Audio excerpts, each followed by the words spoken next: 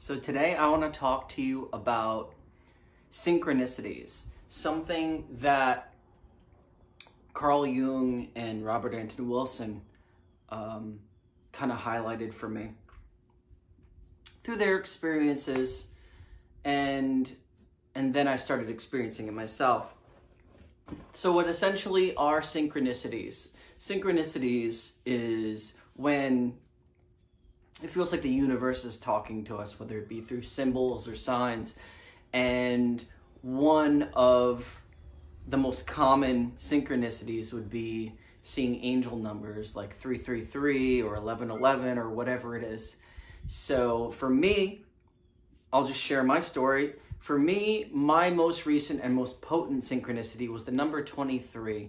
In 2023, the second half of I'd say around like October, I might have even started earlier, might have started in September actually, but I started seeing the number 23 everywhere. Not just like in like clocks, but like, just like I started noticing it everywhere. And it was always when I was like thinking about career, or when I was thinking about something that had to do with music, something that had to do with some sort of reunion.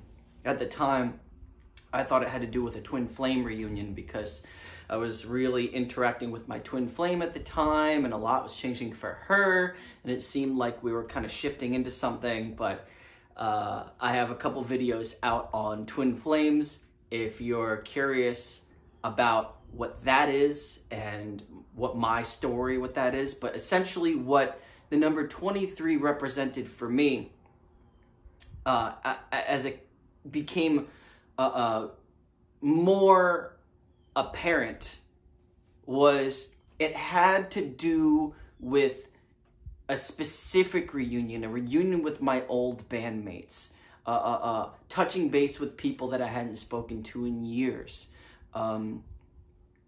And this is so fascinating because it didn't just manifest in that way. Me and my ex I released a song, and she sang on it. It was a song that we used to sing during the pandemic, and you know, it was a lot of fun to kind of like share that, especially considering this song is all about coming back home to yourself. And you know, it was about the end of our relationship. So to really tap into that energy and have her be a part of that was just so, it's the ultimate closure, essentially. And then I found myself doing the same thing with two of the bands that I used to really identify with, that I was in for years. And you know, I touched base with a lot of people that I used to be so close to, and you know, to just rekindle some of that was really cool. But it was really culminating in, you know, I went into the studio with my old drummer from my last band, and we put out one last song in the style of our old band, and it was kind of like paying homage to the 8 years of doing music together that we did, and you know, kind of bringing some sort of closure for us as creatives, because this is something we've done for years and years and years. And then he decided to help me bring closure to one of my first bands, who like I did not see a rekindling of that happening at all, and especially considering a lot of those bandmates like had moved away, and so getting back together in any sort of physical way like became impossible. But the person that I had the most falling out with was the person that I was closest to. And not only did we come back together and rekindle, but we also even got to record a brand new song. And obviously, tapping into that synchronicity, that 23, I even titled the song 23, which was also a clever, because it was a pop punk kind of thing, a clever reference to Nobody Likes You When You're 23, which is a Blink-182 lyric.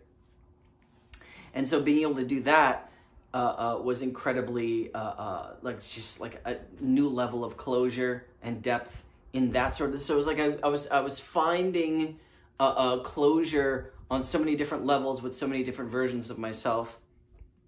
And 23, specifically the way it was manifesting for me in dreams even was I kept dreaming that I was getting together with old bandmates, whether it was the pop punk band or whether it was the Foxfires, my indie rock band.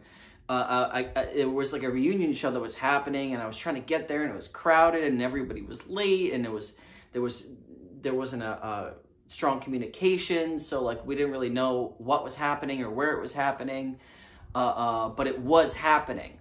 But it was chaotic and it was out of my control, and I think that was the symbolism behind the chaos, was that like it wasn't really in my control, but I was being propelled forward into this this final show that I was supposed to be doing with my old bandmates.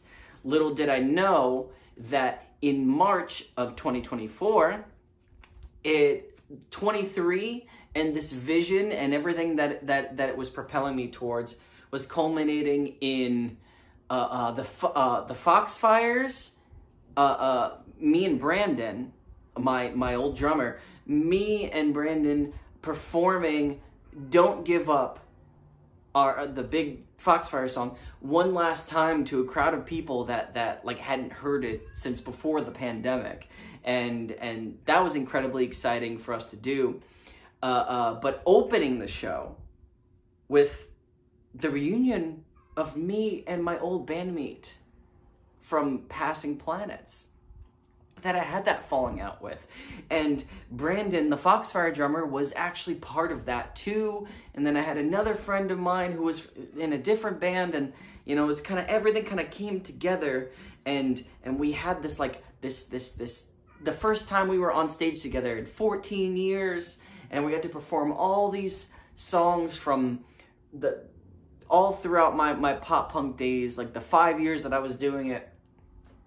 And it was incredible to be on stage with him doing this, and it was just a level of closure and something that, like, it was basically even on the stage too, like in one of my dreams, it was the same stage, and I didn't even know that it would be at this venue until months later. So it's weird that I got to see it in my dreams more clearly.